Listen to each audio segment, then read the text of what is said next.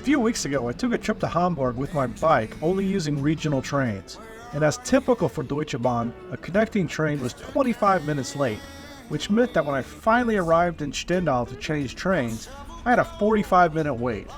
So since I had some time to kill, I decided to ride my bike a little around Stendal. And what a treat this was. I enjoyed the vibes this small town was giving off so much that I decided to come back and make a full day trip of it. The official name of Stendal since 2010 is the Hanseatic city of Stendal. It is located about 120 kilometers west of Berlin and is home to about 40,000 people. It is the largest city and transport hub in the Altmark region of Saxony-Anhalt. Stendal is about 150 kilometers east of Hanover. Leipzig is about 160 kilometers south, and Hamburg is about 180 kilometers north. Carry me home.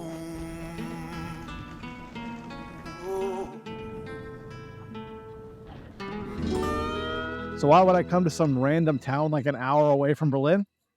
Look at this place. It's adorable.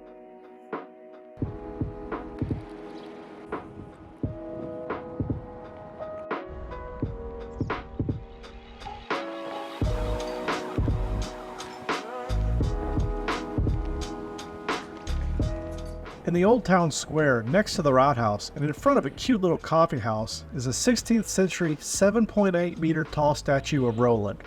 The Roland is an urban legal symbol that embodied high jurisdiction, market freedom, or certain city rights. I've seen a lot of things traveling through Europe, and honestly, this statue truly impressed me. I spent quite a bit of time looking at this amazing work. I really thought about Ozymandias. Look on my works, ye mighty and despair. After gazing up at Roland, I wandered down the cobble road behind him and came upon the Marienkirche. It's quite a bit larger than the St. Mary's Church in Berlin.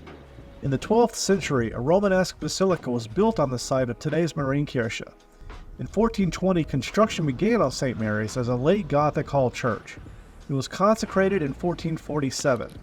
My American brain still struggles to wrap itself around the fact that this church was built before Columbus sailed the ocean blue.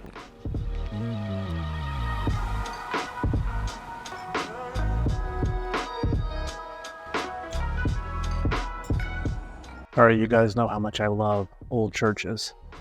This church is stunning. It's absolutely beautiful. And I like that it's not like touristified. You don't have to pay to get into it. There aren't a bunch of like stuff in English. It's just a church. It's been here for 800 years. It's remarkable.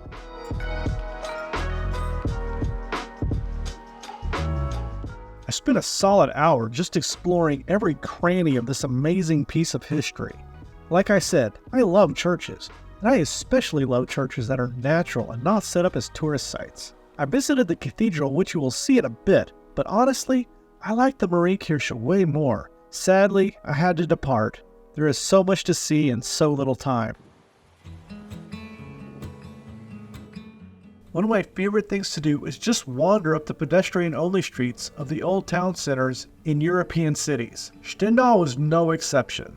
This town center is just adorable. It is the middle of June, and it is chilly.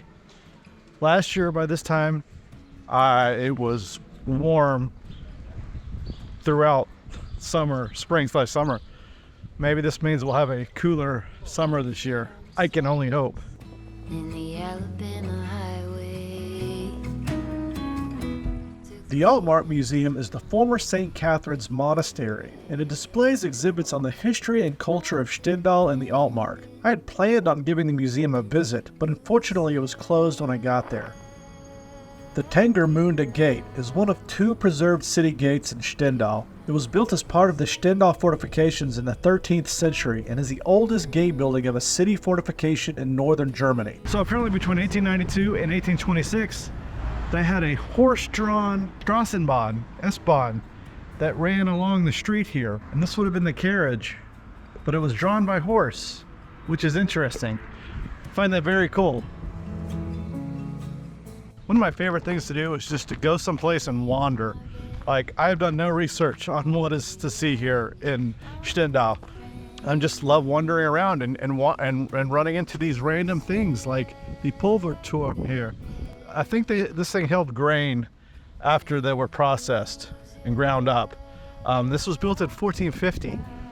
So just running into these things like this built 600 years ago, it's remarkable to me. This is why I moved to Europe. Not only to live in a big city and to enjoy the vibrancy of a big European city, but to see these little towns and see these buildings that are 600, 700, 800 years old that we don't get in the US. I just love this. I love this so much.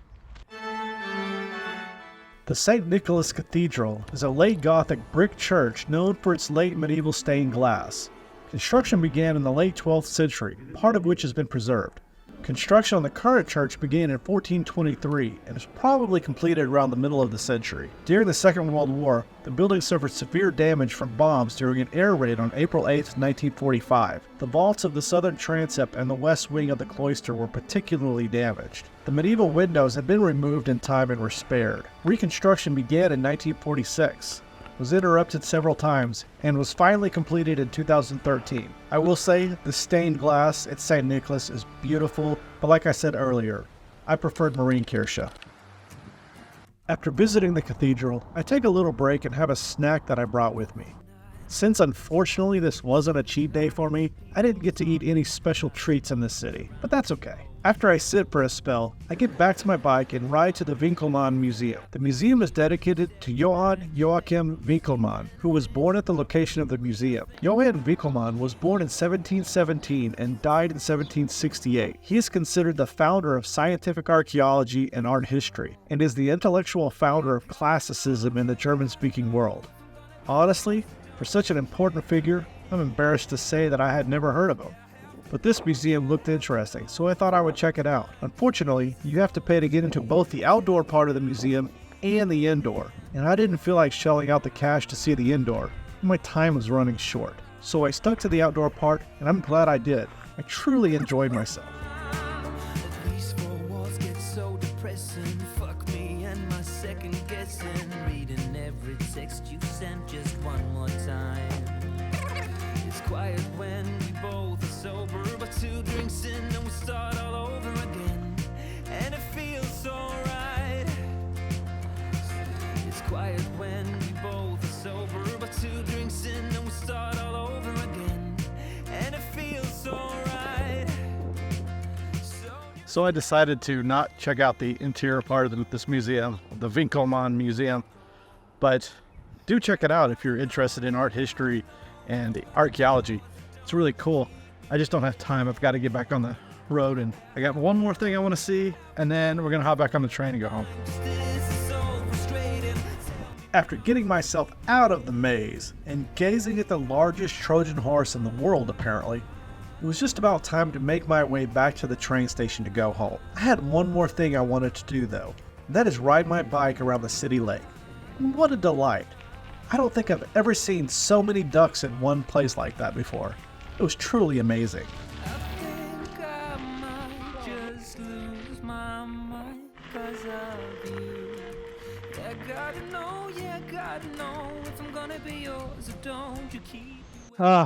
After a full day of exploring, is there anything better than just sitting at the lake, watching the ducks, watching the waves, watching the clouds?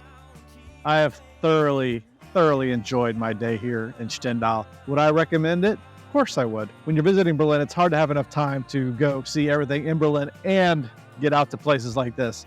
But if you've been to Berlin before and you're looking for something maybe a little off the beaten path, a little quieter, come check out Stendal. It is definitely worth the trip. So I hope you guys have enjoyed this video. If you did, make sure you hit the like button. Subscribe if you haven't done so. It really helps the channel to grow. So y'all, until next time, I'll see you later.